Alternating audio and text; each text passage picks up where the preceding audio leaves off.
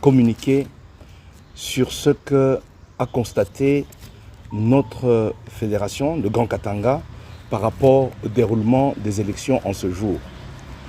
Le constat est un constat malheureux parce que le processus électoral qui a été mené de manière chaotique par M. Kadima se termine aujourd'hui dans la confusion la plus complète.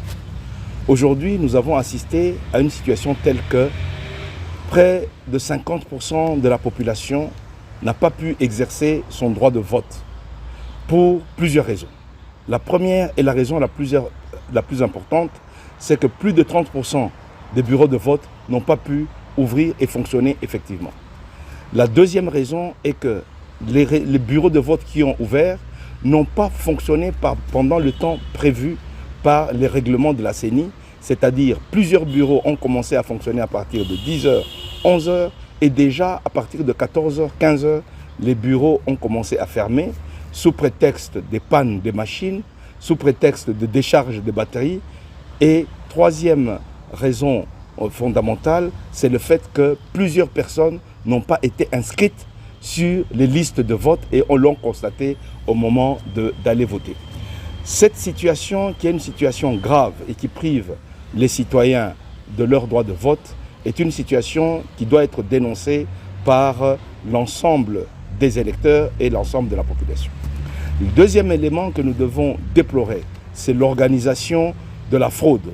Aujourd'hui, il est clair qu'on a découvert plusieurs personnalités, plusieurs individus et plusieurs candidats en possession des machines électorales et des bulletins de vote. Ce qui démontre à suffisance que la CENI a pris des engagements pour favoriser la fraude.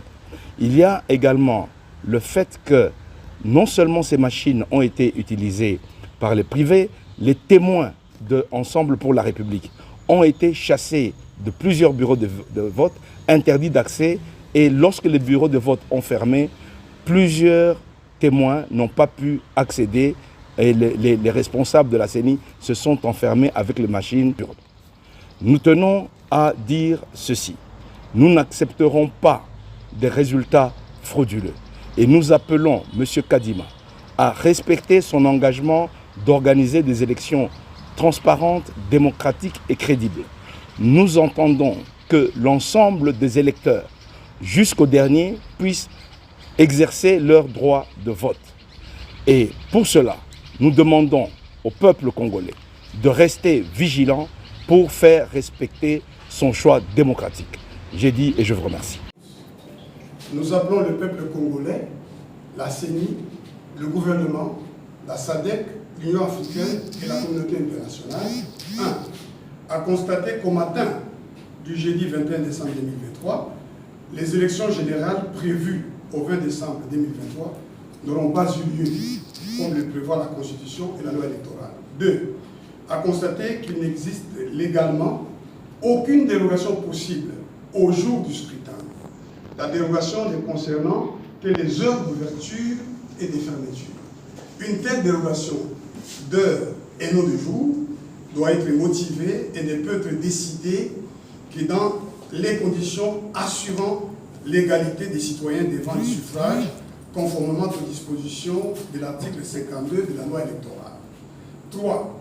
À constater l'impossibilité constitutionnelle et légale pour la CENI de déroger au jour fixé pour l'élection générale, c'est-à-dire le 20 décembre 2023, comme l'a relevé la Cour constitutionnelle sous R11 2120 en réponse à notre requête, en examen de la régularité du processus électoral en question, par l'usage du concept délais électoraux incompressibles.